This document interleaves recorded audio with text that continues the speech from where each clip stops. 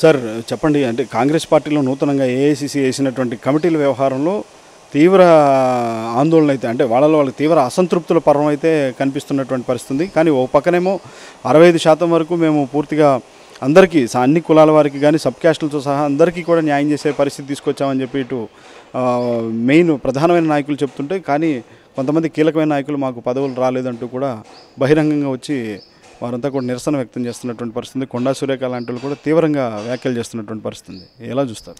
ఇప్పుడు కాంగ్రెస్ పార్టీలో కమిటీల విషయంలో కొంత అసంతృప్తులు వ్యక్తం చేస్తున్నారు. ఇన్ని పదవులు, ఇంతమందికి పదవులు ఇచ్చినా అసంతృప్తి వ్యక్తం చేస్తున్నారు. అంటే పార్టీలో డిమాండ్ ఉంది. వాస్తవానికి కూడా నాయకులకు ఖచ్చితంగా మేము పనిచేయాలి, మాకు పదవులు ఇవ్వలేదనే డిమాండ్ అయితే ఉంది. సో అది మంచి పరిణామమే. కానీ అందరికీ పదవులు ఇచ్చి అందరికీ ఇవ్వలేరు కదా, శుభ పరిణామం. దానికిలో కాకపోతే ఏంటంటే పెద్ద నాయకులు, ఇప్పుడు మీరు అన్నట్టు కొండా సురేఖ గారు, ఆమె పదవి కోసం కాదు, పొలిటికల్ అఫైర్స్ కమిటీలో నన్ను పెట్టలేదు అనే దాని మీదనే ఆమె అసంతృప్తిని వ్యక్తం చేశారు. దానికి మాత్రమే ఎగ్జిక్యూటివ్ కమిటీలో రిజైన్ చేశారు. కానీ మిగతా వాళ్ళు జనరల్ సెక్రటరీలు, వైస్ ప్రెసిడెంట్ రాలేదు అని చెప్పి కొంతమంది అసంతృప్తి వ్యక్తం చేస్తున్నారే. సో వారి పరిస్థితులను బట్టి పార్టీ ఇస్తుండొచ్చు. కానీ ఇంత పోస్టులు వేసినా ఇంకా అసంతృప్తులు అంటే ఇంకే 200 వేసుకునేది ఉండేనేమో మరి ఎట్లయితే. కొంతమంది నిజంగా పెద్ద పెద్ద నాయకులు వచ్చి బయటకు వచ్చి మాట్లాడుతున్నారు. బయటకు వచ్చి మాట్లాడడం కరెక్ట్ కాదు. మీడియాకు వచ్చి మాట్లాడడం వల్ల ఏం ప్రయోజనం? సో పార్టీ హైకమాండ్ అయితే అన్ని దృష్టిలో పెట్టుకుంటుంది కదా. సో అన్ని లెక్కలు, చిట్టాలన్నీ రాసి పెడుతుంది కదా. మొత్తం చిట్టాలు రాసి పెడుతుంది కదా. ఎవరెవరు ఏం చేస్తారు, ఎవరెవరితో సంబంధాలు ఉన్నాయి, ఎవరెవరితో ప్రయోజనాలు పొందుతున్నారు, ఇవన్నీ కూడా వాళ్ళ తన లేవనుకున్నారా? అవన్నీ ఉంటాయి కదా. కాంగ్రెస్ పార్టీ హైకమాండ్ ఒక ఆలోచన మొత్తం కూడా అన్ని రాసి పెట్టుకుంటూనే ఉంటుంది. సో ఫైనల్గా ఎవరికి ఏం చేయాలి, ఎట్లా చేయాలనేది ఆలోచన చేస్తుంది. కొంతమంది సీనియర్ నాయకులు వచ్చి మీడియాకు వచ్చి మొత్తం బహిరంగంగా మాట్లాడుతున్నారు. దానివల్ల వాళ్ళ ఇమేజ్ దెబ్బతింటుంది. వాళ్ళు డిగ్రేడ్ అయిపోతారు, ప్రజల్లో చులకన అయిపోతారు. ఏమిటి పెద్ద లీడర్లు అని చెప్పుకుంటారు, మాకు తెలియకుండానే కమిటీలు రిలీజ్ చేసిరంటారు, నన్ను అడగలేదు అంటారు. అంటే మిమ్మల్ని అడగలేదు, చేయలేదంటే మీరు హైకమాండ్తో టచ్లో లేరా? హైకమాండ్ మిమ్మల్ని పరిగణలోకి తీసుకుంటలేదా? అదే కదా మీరు ప్రజలు భావించేది. మీ వెనకాల ఉన్న క్యాడర్కి మీరు ఏమి మెసేజ్ ఇచ్చినట్టు? వాళ్ళకి తెలియట్లేదు అంటే పార్టీ వ్యవహారాలకు వాళ్ళకి దూరంగా ఉన్నట్టే, దూరంగా ఉన్నట్టే కదా. పార్టీ అప్పుడు మీకు కిందికి క్యాడర్కి ఏం సందేశం ఇస్తున్నట్టు మీరు? అంటే మా నాయకుడు ఏం నడుస్తలేదు హైకమాండ్ అని అర్థం చేసుకుంటుందిగా. మీరే ప్రజల్లో చులకన అవుతారు తప్ప దానివల్ల ఏం ప్రయోజనం ఉండదు. ఏదైనా ఉంటే ఇంటర్నల్గా హైకమాండ్ దగ్గరికి వెళ్ళాలి, మాట్లాడుకోవాలి, సరి చేసుకోవాలి. ఏదైనా రాజముద్ర గుద్ది మొత్తం కదా, పార్టీ రాజముద్ర గుద్ది మొత్తం వాళ్ళే కదా రిలీజ్ చేసేది. రిలీజ్ చేయకముందే పోయి మాట్లాడుకొని చేసుకోవాలి. ఇవన్నీ వచ్చి ఇది బయట వచ్చి విన్యాసం చేస్తే కుదరవు. ఏం లాభం దానివల్ల? వాళ్ళే ప్రయోజనాలు దెబ్బతింటాయి. ఏదైనా కాంగ్రెస్ పార్టీ హైకమాండ్ వేసిన లిస్టులో చాలామంది యువకులకు మాత్రం అవకాశంగా, నేను చూసాను ఆ లిస్టు, యువకులకు ఎక్కువ అవకాశం ఇచ్చింది. అంటే వాళ్ళు ఊరికే సీనియర్లు ఇంకా అవకాశం అంటే మరి కొత్త వాళ్ళు ఎప్పుడు రావాలి? యువకులు ఎప్పుడు రావాలి? రాజకీయాలకు రావద్దా? ఇక వాళ్ళు కూడా 50-60 ఏళ్ళు దాటిపోనా? ఏ పదవులు లేకుండా, టికెట్లు ఇవ్వకుండా. టికెట్లు అంటే ఇటు పెట్టుకోండి. మీరే అందరూ మీకు ఇంటికి, మీ కుటుంబాలకే టికెట్లు కావాలి. మరి వాళ్ళకి ఏమొద్దా? ఎట్లా మరి? ఇట్లయితే పార్టీ ఎట్లా బాగుపడుతుంది? చాలామంది, కొంతమంది నెత్తులు మొత్తం నెత్తులు తెల్ల ఎంటికలు నడిచిపోతాయి. దానికి నల్ల కలర్ వేసుకొని వస్తారు గాంధీ భవన్కు.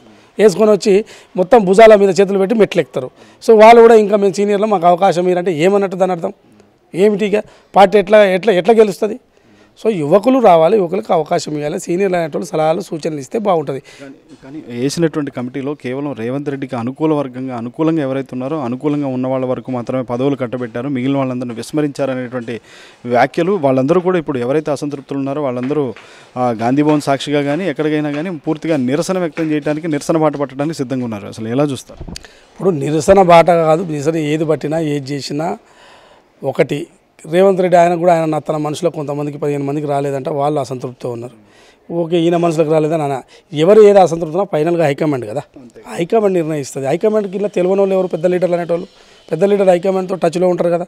మరి వాళ్ళని పోయి అడిగి తెచ్చుకొని ఇవన్నీ ఈ పదవులు కాదు కదండి. మీరు మెయిన్ ఇంపార్టెంట్, మీరు ముందు ప్రజాక్షేత్రంలో పోరాటాలు చేయండి. పోరాటాలు చేయకుండా దీంట్లో కోసం నిత్యం గొడవలు పడడం అనేది కరెక్ట్ కాదు. అయితే ఒక కీలకమైనటువంటి వ్యాఖ్యలు అయితే, అంటే విమర్శలు చేస్తున్నారు కాంగ్రెస్ పార్టీ నాయకుల నుంచే వస్తుంది. రేవంత్ రెడ్డి రాకముందు కాంగ్రెస్ పార్టీ అధికారంలోకి లేదేమో కానీ కాంగ్రెస్ పార్టీకి ఒక ఆకారం అయితే ఉంది. కానీ రేవంత్ రెడ్డి వచ్చిన తర్వాత ఆ ఆకారం అనేటువంటిది నామరూపాలు లేకుండా పోయింది అనేటువంటి వ్యాఖ్యలు చాలా బహిరంగంగానే చేస్తున్నారు. ఇప్పుడు ఆకారం అంటే మనిషి రూపమా? రూపం అంటే ఆకారం. ఏంటిది ఆకారం అంటే? ఇప్పుడు ఆకారము కాంగ్రెస్ పార్టీ చిన్న భిన్నం అంటే ఏమున్నది? పార్టీ బాగానే ఉంది. పార్టీ వ్యక్తులు కాదు ముఖ్యం. రేవంత్ రెడ్డి ముఖ్యం కాదు పార్టీకి. బట్టి విక్రమార్క ముఖ్యం కాదు. ఉత్తమ్ కుమార్ రెడ్డి ముఖ్యం కాదు. పార్టీ కాదంటే వీళ్ళు కూడా గాలికే, ఏమి ఉండదు. వీళ్ళని పెద్ద అదే అనుకున్నారా? రేవంత్ రెడ్డి, బట్టి విక్రమార్క, ఉత్తమ్ కుమార్ పెద్దగా అదే లీడర్లా? పార్టీ లేకుంటే ఎడంగా వస్తారు వీళ్ళు. Party important. ఒక వీక్ మేము వ్యక్తిగతంగా ఏదో పెద్ద మాకు ఇమేజ్ ఉంది, ఎవరు ఏది అనుకోవాల్సిన అవసరం లేదు. ఇప్పుడు బట్టి మిల్కి వాకనే ఓటు అనుకోవడము, సెల్ఫీ లీడర్ కదా నాకు ప్రాధాన్యత లేదు, ఉత్తమ్ కుమార్ రెడ్డి నేను ఎంపీ కదా ఆయనకు ప్రాధాన్యత లేదు, లేకుంటే రేవంత్ రెడ్డి నేను పీసీసీ మీ అందరికీ నేనే అధ్యక్షుడు నాకెందుకు ప్రాధాన్యత నాకు ఎక్కువ ఇది కాదు. ఎవరు మనసులోకి ఇచ్చినా అల్టిమేట్గా పార్టీ ముఖ్యము. పార్టీని కాదని ఎవ్వరు ఏం చేయరు. పార్టీ హైకమాండ్ ఒకసారి ఒక లీడర్ని కాదనుకుంటే ఎవ్వరు ఏమీ చేయలేరు. పెద్దగా నా వెనకాల 20,000 ఓట్లు ఉన్నాయి, నా వెనకాల 30,000 ఓట్లు ఉన్నాయి, నేను ఇంత సామాజిక వర్గంగా ఈ ప్రభావితం చేయగలుగుతా, ఇంకొక ఆయన ఇంకో సామాజిక వర్గం ప్రభావితం ఏమి సామాజిక వర్గం అల్టిమేట్గా ప్రభావితం. సామాజిక వర్గాలంటే ఇవాళ కేసీఆర్ గారు ఎట్లా గెలుస్తారండి?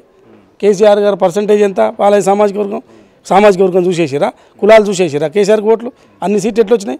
సో ఆయన ఒక ఇష్యూ బేస్డ్ ఎన్నికలు, ఒక సిద్ధాంతం ఇదంతా ప్రజలకు తీసుకుపోతాడు, గెలుస్తున్నాడు. సో ఆయనకు సంబంధించిన తప్పిదాలు ఎట్లా పట్టాలో చేయాలి. కానీ మీరు కోనుకోడు కాలు గుంజుకొని బజార్కి వచ్చెక్కి రోజుకు ఓన్ మీద మాట్లాడుకుంటే పార్టీ ఎట్లా బలపడుతుంది? ఏదైనా కమిటీలకు సంబంధించిన అయినా పర్వాలేదు, కమిటీలు పర్వాలేదు బాగానే ఉన్నాయి. మేము చూసినంత వరకు, మేము ఆ పార్టీ రిపోర్టింగ్ చేసినంత వరకు, విశ్లేషణ చేస్తున్నందుకు, అంచనా వేసినంత వరకు యువకులకు ఎక్కువ అవకాశం వచ్చింది. ఏమున్నది, యువకులు రాకూడదా? ఇంకా మీరే వస్తారా? ఇంకా మెట్లే ఎక్కలేరు కొంతమంది. వాళ్ళు వచ్చి ఇంకా మాకు 4 టికెట్లు ఇయ్యరి, 5 టికెట్లు ఇయ్యరి. ఏమిటి పార్టీని ఏం చేద్దాం అనుకుంటున్నారు? పార్టీలో చాలామంది మీ కాంగ్రెస్ పార్టీ పట్ల సింపథైజ్ చేస్తున్నారు బయట. వాళ్ళు మిమ్మల్ని ఏమంటున్నారో తెలుసా? ఇట్లా బజార్కు వచ్చారు చెట్టులను చులుకనైపోయారు వాళ్ళ దృష్టిలో. మీరేగా మేము పార్టీలో ఉన్న జెండా పట్టుకుంటుంటాడు లీడర్, జెండా పట్టుకొని పనిచేస్తుండొచ్చు, కానీ బయట ఎంతమంది పార్టీకి సింపథైజ్ చేస్తుంటారు పార్టీకి సంబంధం లేకుండా. సో వాళ్ళందరూ కూడా కాంగ్రెస్ పార్టీ తెలంగాణ ఇచ్చింది, తెలంగాణలో కాంగ్రెస్ పార్టీ నిలబడాలని చాలామంది ఆకాంక్షిస్తున్నారు. ఉద్యోగస్తులు కానీ, అడ్వకేట్లు కానీ, కొంతమంది సామాజిక కార్యకర్తలు కానీ, ప్రజా సంఘాలు కానీ వాళ్ళందరూ కోరుకుంటున్నారు. మీరు కోరుకుంటున్న వారికి భిన్నంగా పనిచేస్తున్నారు. కోరుకుంటున్న వారి ఆశలు నిరాశ, వారి మొత్తం నీళ్లు పోస్తున్నారు. మీరు ఏమిటి మీరు చేసేది? ఇక మీడియా ముందుకు వచ్చి మాట్లాడితే ఇక అయిపోతుంది పరిష్కారం. మీడియా పరిష్కారం చేస్తుందా? మాట్లాడితే చేయదు కదా. సార్, గతం రాహుల్ గాంధీ పదే ఒకటే మాట ఎక్కువగా చెప్తుండేవాళ్ళు, యువకులు రావాలి, యువకులకి నేను ప్రాధాన్యత ఇస్తానని చెప్పినట్టుగా. ఆ రకంగా ఇప్పుడు వేసినటువంటి జంబో కమిటీలో చూస్తే మాత్రం అందరికీ అవకాశాలు కల్పించిన తీరు చూస్తే యువకులకి రాహుల్ గాంధీ మాటించినట్టుగా మొత్తంగా యువకులకు ఎక్కువ అవకాశం కల్పించినట్టుగానే అనుకోవచ్చు. ఖచ్చితంగా రాహుల్ గాంధీ యువతకు అవకాశం కల్పించాలి. కేంద్రంలో కల్పించాలనుకుంటున్నాడు, జాతీయ పార్టీలో ఇక్కడ కల్పించాలనుకుంటున్నాడు. ఆయనది కూడా కొంత సాగుతలేదు, సాగేటట్టు ఆయన ప్రయత్నం ఆయన చేసుకుంటున్నాడు. ఏదేమైనా ఇప్పుడు తెలంగాణలో ఈ కమిటీలకు మంచి ప్రాధాన్యతనే ఉందని మేము వేసిన అంచనాలో మాకు కనపడ్డది. కొంతమంది అసంతృప్తులు ఉండొచ్చు, అసంతృప్తులు పెద్దవాళ్ళే, అందరూ పెద్దవాళ్ళు అనుకున్న వాళ్ళతో హైకమాండ్తో మాట్లాడుకోవాలి, పరిష్కరించుకోవాలి. ఇట్లా గోడల మీద వచ్చి, ఇట్లా వచ్చి ఈ రోడ్ల మీద వచ్చి లొల్లి చేయడం వల్ల ప్రయోజనం ఉండదు.